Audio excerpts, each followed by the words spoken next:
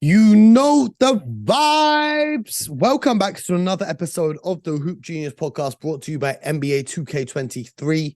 As always, BJ Armstrong is alongside me as we talk more NBA action as the season gets rolling. We're almost halfway through, BJ. We're almost halfway through. It's January. Next up, Paris. Next up, All-Star, trade deadline, all that good stuff. And this season, more than a lot of seasons previously, there's just so much unpredictability. For example, Okay. the Phoenix Suns, just as we record this, have literally just suffered a 20-point beatdown to the New York Knicks. They've lost their third straight game, and things aren't looking better with Booker out for the month of January, expected to be. But then on the other side of things, the Washington Wizards, winners of 5 in a row. So it just shows how volatile this NBA season is, and with how close the standings are, it could really come down quite close to the finish line rather than having playoff seeds cemented long before the season ends. So what are you most either concerned about or intrigued by? Because this Washington Wizards team winning 5 in a row after losing like 8 in a row has really caught my attention. The same way, will the Phoenix Suns be able to stay afloat without Devin Booker? Because they could drop down. Their schedule doesn't look too easy with stuff coming up. We can talk about both of those. But what's catching your eye right now in terms of teams that are on form or out of form in the NBA? Well, what's catching my eye are all these teams who are literally like I'm going to say like 6 through 12, right? In each conference. Yeah. That's really beginning to catch my eye because they're all within like a 2-3 game like race. You win 3 in a row, 4 in a row, like you alluded to with the Washington Wizards. Suddenly the Wizards are like in 9th or 10th place. They're right there. So these teams from like 6 to 12 are all in a big race. Now, what that's telling me about NBA is that it's very competitive, and no one has really kind of separated themselves.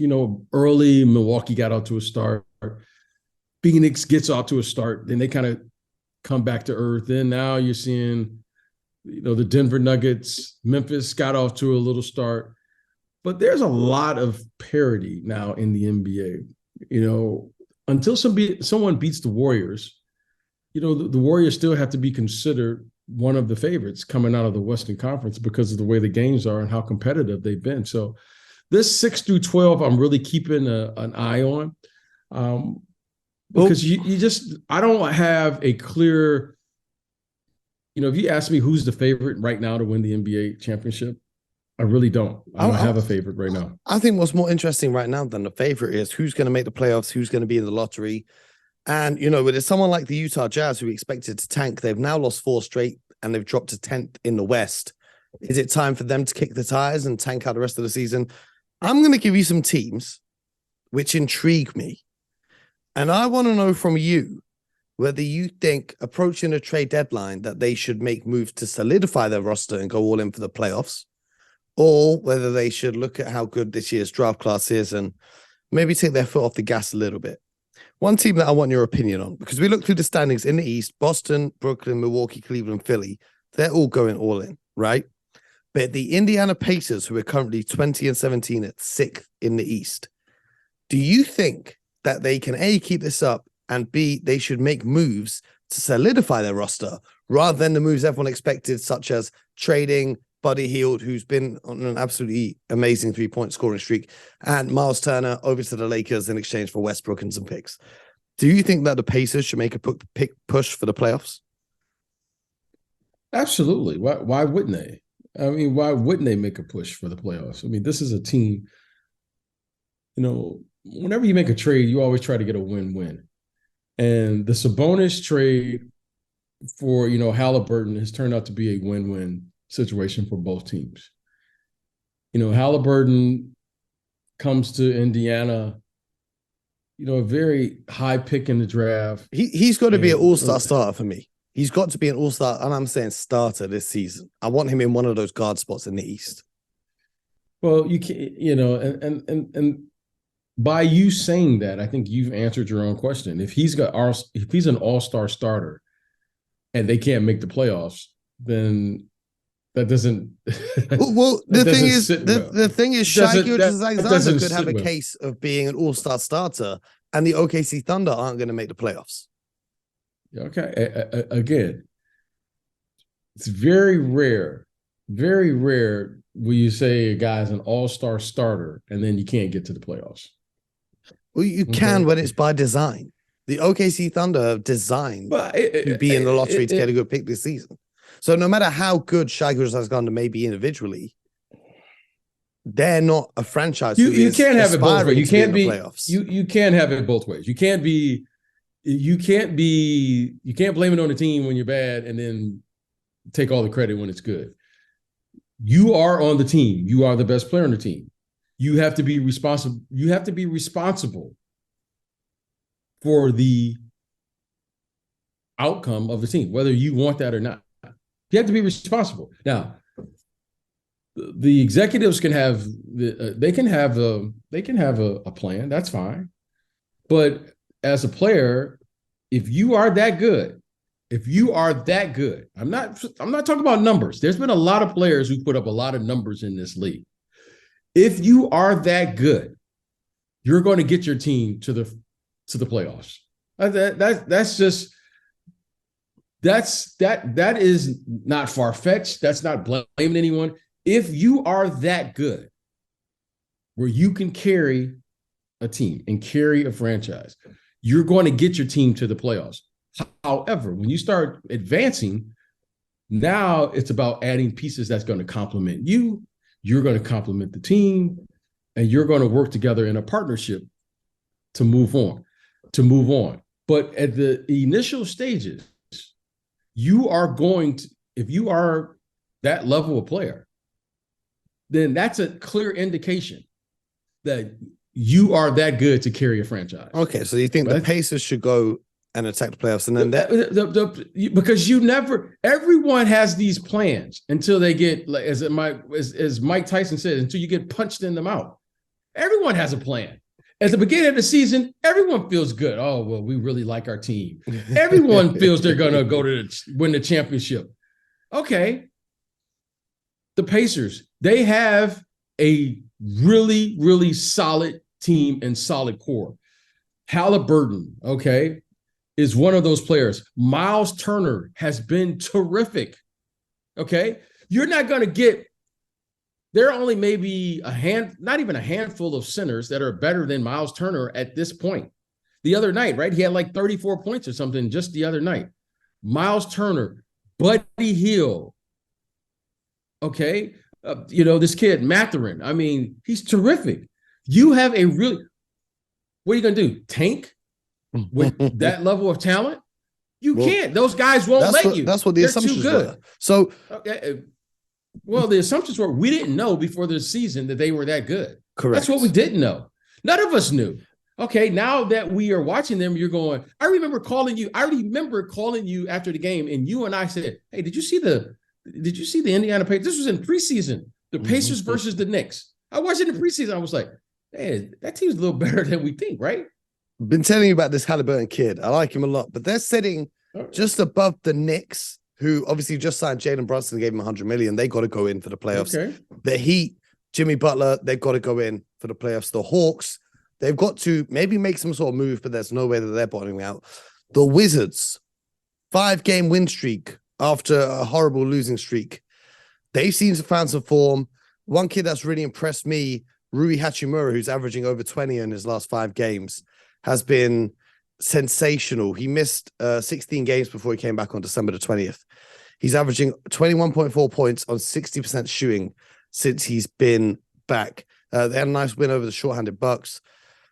But, the team like Washington, what do you think they're doing? What do you think that they can do? Because I think Washington is what Porzingis. I think it's obvious what they're trying to do. They have Porzingis,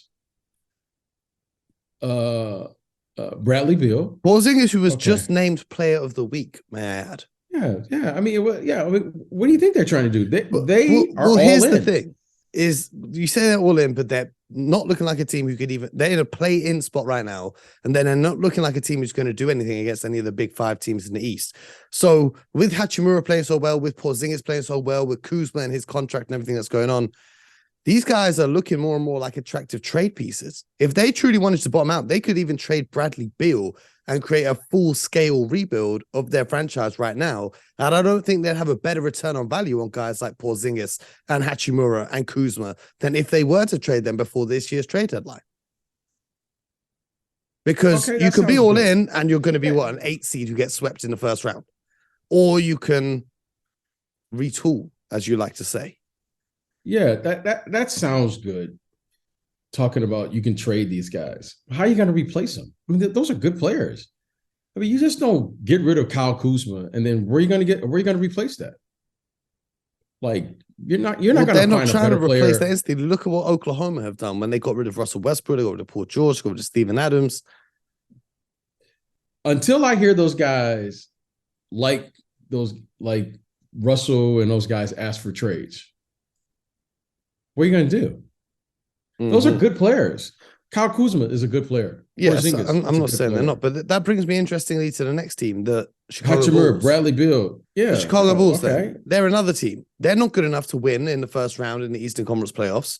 Do you think it's still worth them doing that, or trying to go and acquire some picks and rebuild their team for a later delayed timeline in the future where they may have a better opportunity to win a championship rather than maybe make the play-in and maybe make the first round? Maybe I'm missing something here. You're asking for these like, oh, we're just going to move. What's the guy's name? Not DeMar DeRozan. DeMar DeRozan, Vucevic. Like, okay, what are you going to get back in return? You got to get something back. They will be hoping for picks and young players.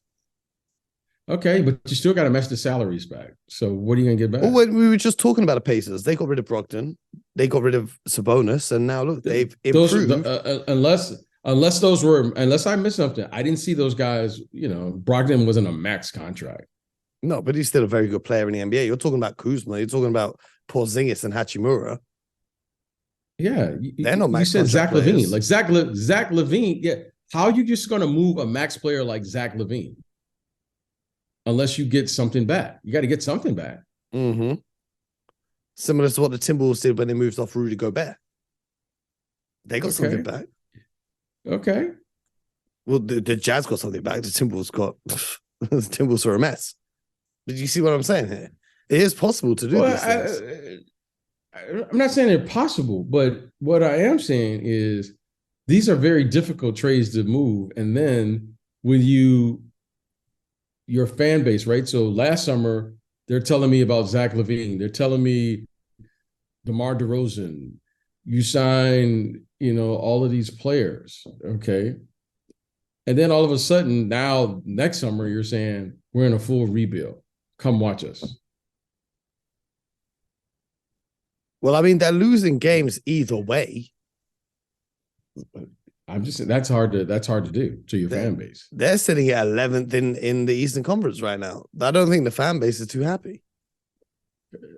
Why wouldn't they be happy? What are they? They're 11th place in the East, and they're not a very good team this season. Listen, when I happened to just talk to a couple of Chicago people here the other day, and the Bulls think that they get Lonzo Ball back, that they're feeling pretty good about that. When do they think they'll get Lonzo Ball back? I don't. They think there's a possibility he may come back. Now,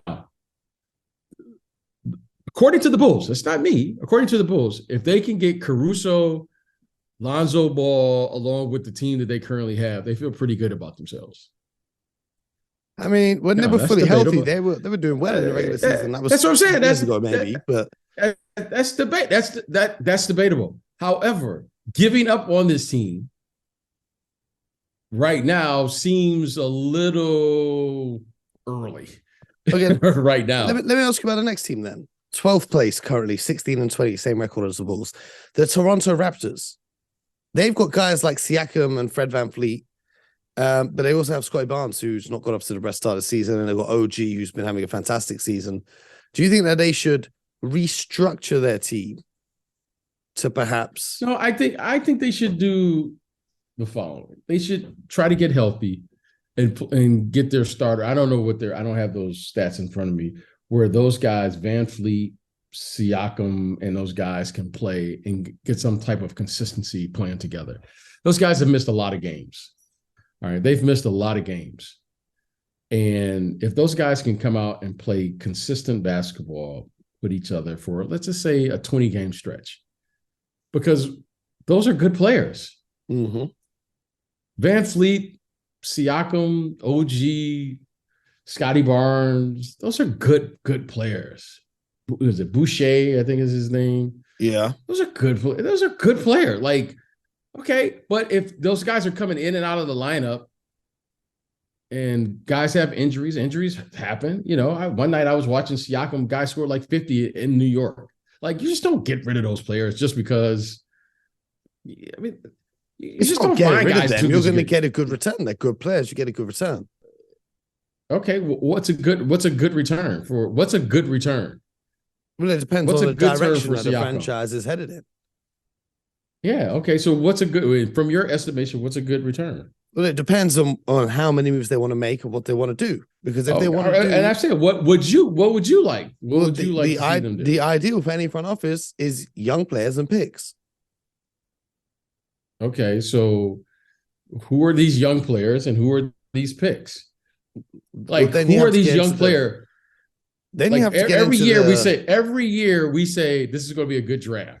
Every year we say that. And then every year everyone wants to trade players on their team. Well, when is the good players and the young players and the picks coming? When are we going to get a return?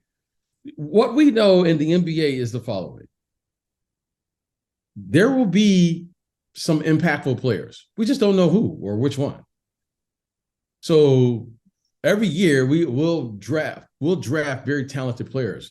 However, how many of those players actually will impact winning? That's the major question. That's a major question. So we'll have all of these players who will get drafted in the lottery. Lottery pick raises our expectations to say the following. The guy should probably impact winning. That's fair. Yeah. But then there'll always be a player in the second round or whomever that will have an impact and will be like, how did they fall? How did they get to what? And then there'll always be a player who will come into the draft and he'll be a starter on a team. And then there might be a player who was drafted number one. But then there are players who, when they find themselves in a new destination rather than the team that drafted them, see an even bigger improvement in their game. For example, bring this back to Sabonis being traded for Halliburton. It's a win-win trade. Halliburton now looks a whole lot better than he did, and he looked very good in Sacramento, but he looks even better now that he's got his own team. But this is why I mentioned the Brogdon trade is he got traded for, what did he get traded for exactly? Daniel Tice, Nick Stauskas, Malik Fitz, Juwan Howard, a first-round pick, and Aaron Nesmith. The other four players, largely relevant to the point, but Aaron Nesmith, who looked almost unplayable at times coming off the bench for the Celtics, is now a key contributor to this Indiana Pacers team who are sixth in the East, and you're now saying should be going all in for the playoffs. So if I had said 12 months ago they should trade Malcolm Brogdon for Aaron Nesmith, the whole world would have thought I'm crazy. But clearly, that taking a chance on a younger talent who may not have had the perfect opportunity to flourish in the team, that organization that drafted him, going over to a new team and being given a different opportunity, there is room for growth there. And you've seen it work for the Indiana Pacers, who we just spoke so highly about 10 minutes ago. I'm going to give the Sacramento Kings credit. Let's start with Halliburton, because everyone wants to go, how could they trade Halliburton? Okay. Who drafted Halliburton? The Sacramento Kings. Okay. They regarded Halliburton so highly, okay, that they already had the one kid that they drafted. They had drafted him, I think, just the year before. Davion Mitchell. Defensive. They drafted De'Aaron Fox in the lottery. Mm-hmm. And in spite of all of that, They still drafted Halliburton because they regarded him as the best player in that particular draft at that particular pick. They already had two really good players, and they still drafted Halliburton. That's how highly they regarded him. Then when they trade him, everyone's like, oh, what's Sacramento doing? Wait a minute. That's not how this works. The reason Halliburton didn't look as good in Sacramento is because there's a player there who, you got to say him too if you're going to say Halliburton. De'Aaron Fox is playing like an all-star this year. He is. Okay. And we had many a debate on who you'd rather keep, Halliburton or Fox. I remember. Okay. So you can debate that. I remember some years ago, there was this young guard. His name was Kevin Johnson, who was playing behind this all-star guard by the name of Mark Price. The NBA is full of all-star players. They're in the NBA. Okay? You're in the NBA. You're this full of all-star players. Some of them are on the bench right now as we speak. Some of them are starting. Some of them may be an all-star when they get traded to another team. What we know, Mo, is these young kids, we don't know when it's going to happen for them. How many times do you hear, every time you hear someone take a job, what's the first thing they say? We're going to develop our culture. Okay. I love it. Okay. So Halliburton, everyone knew he was a good player. Everyone knew he was a good player. However, if everyone was going to reach their potential, Halliburton included, it probably was going to have to be somewhere else. Mm-hmm. And they got back a really good player in Sabonis, who I might add may also be an all-star this year. I think he was already an all-star before. Yep, he was. And they're sixth in the West right now, 19 and 16. They're playing very well. Well, everyone knows this. That was a good trade for all involved. Everybody knew Halliburton was a good player. No, everyone. This kid Halliburton had size. He can pass the ball. You know, it's a different shot, but he has an effective shot. He could shoot over the top of smaller guards. He knows how to run a team. Everyone knew this. This isn't like new news. It wasn't like people were saying, oh, Halliburton can't play. We all knew this. The key is, did we think Halliburton was going to come on this soon? Now that's another conversation. But I will tell you this: they are ahead of schedule. So much so where I think they are not going to even trade Miles Turner or Buddy Hield. They were talking about giving Miles Turner an extension the other day. We at the beginning of the season, they were talking about Miles Turner and Buddy Hield to the Lakers. That was every day here. Yep. So much so now where Miles Turner is saying, hey, man, this is not a bad situation here. We got a good young team. Could be, ought to be. That to me, saying now they've all taken the word potential off their name. That's the key to young players. How quickly can you take potential off of their name and put player beside it?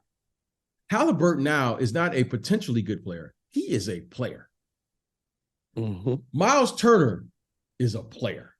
Buddy Hield, lights out from three, player. This kid, Mathurin, in year one, okay, if you redid the draft, I think he'd probably be drafted a little higher now, okay? Yep. All right, so right now, give those young people credit, give that coaching staff credit. You know, Rick Carlisle has done an incredible job with this group, and they're playing terrific basketball. They really are. I mean, Mo, they have some really good young players. And I think it's impossible now, looking at this group, where you can just say, we're going to just tank. Okay. Why? Because this group is good enough now to compete. And they've shown that on a consistent basis. Let me ask you about one more team then. The Utah Jazz. Fun team to start the season. Marketing could be an all-star.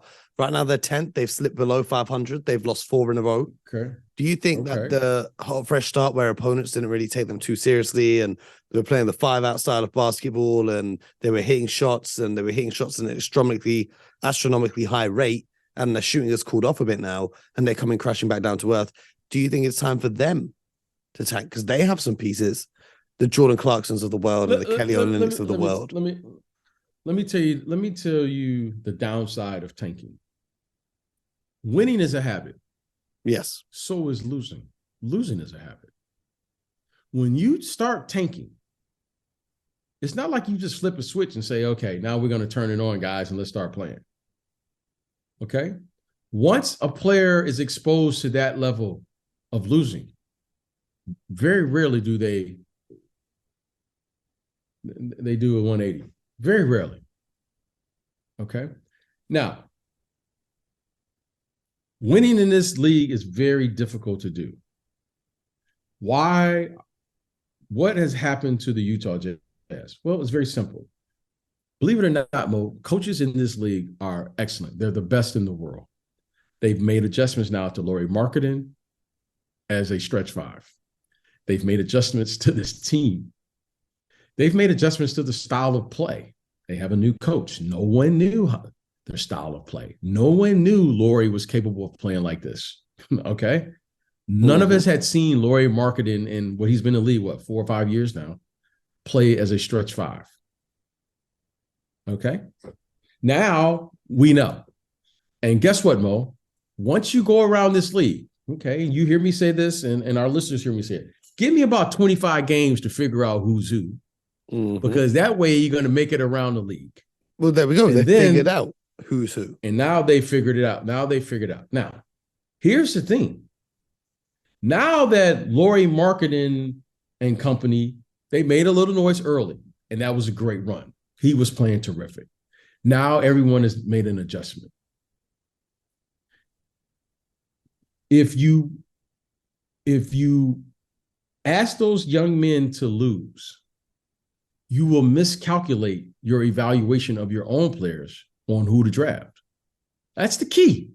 I'm trying to draft players who are going to complement what we have. That's why we call them our core group.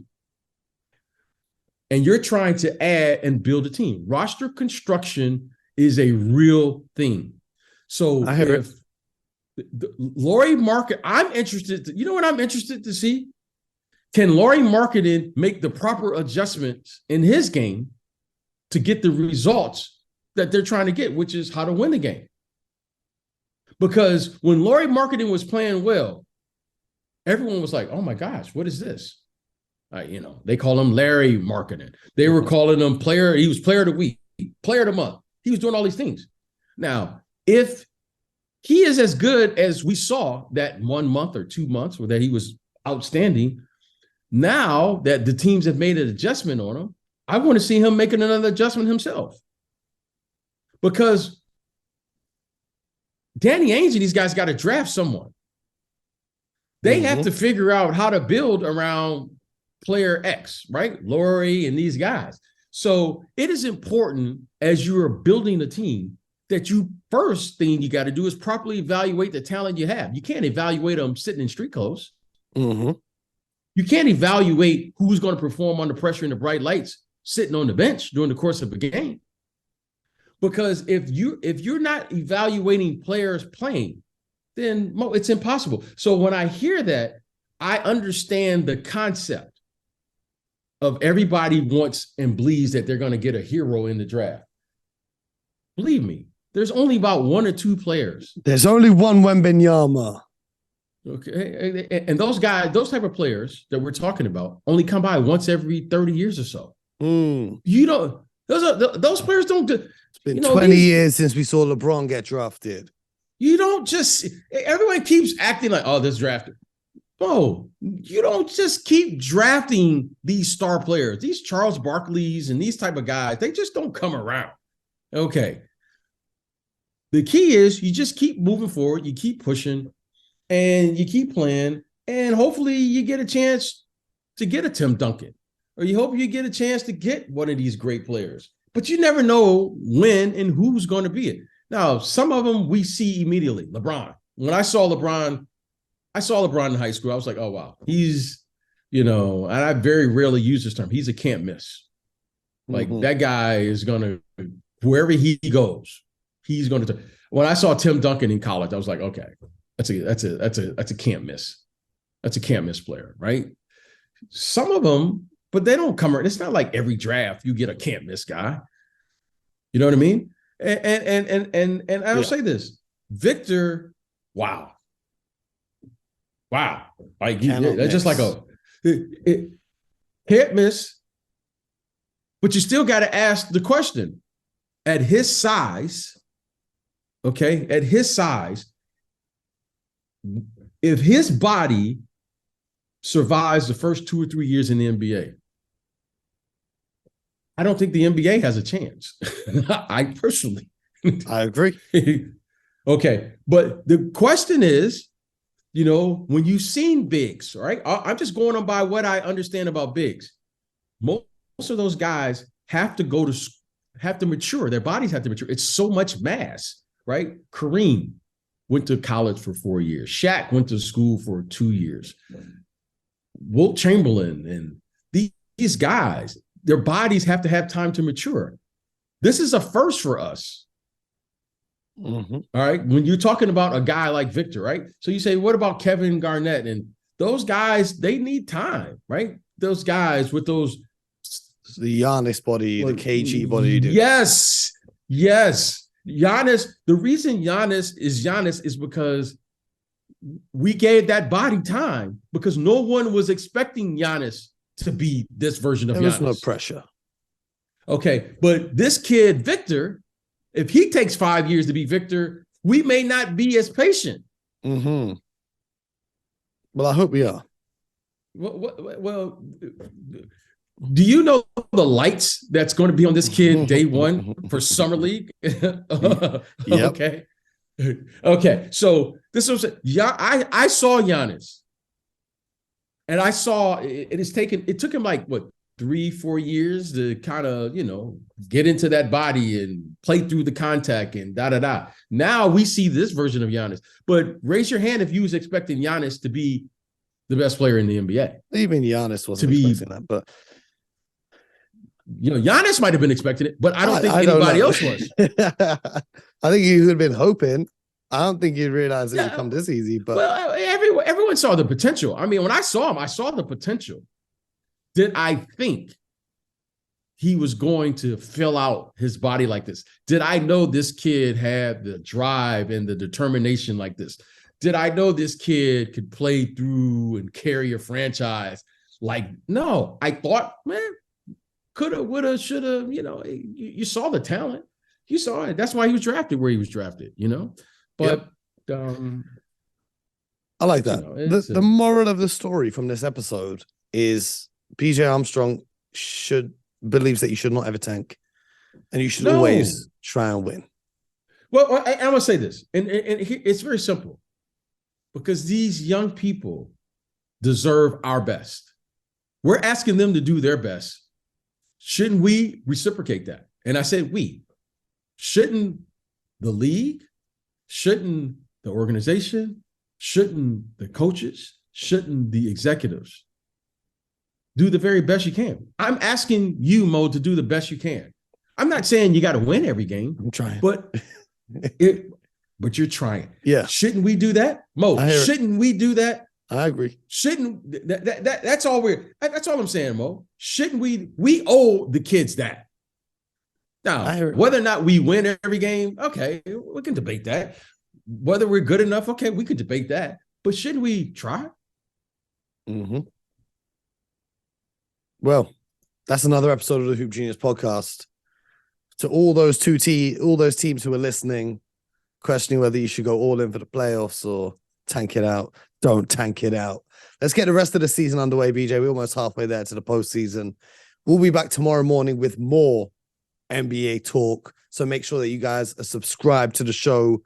If you listen to the show and you want to see the visuals, you can check out the YouTube channel, as this year, every single episode we'll have a full video rather than just segments, rather than just clips. The full podcast is available in video format on YouTube.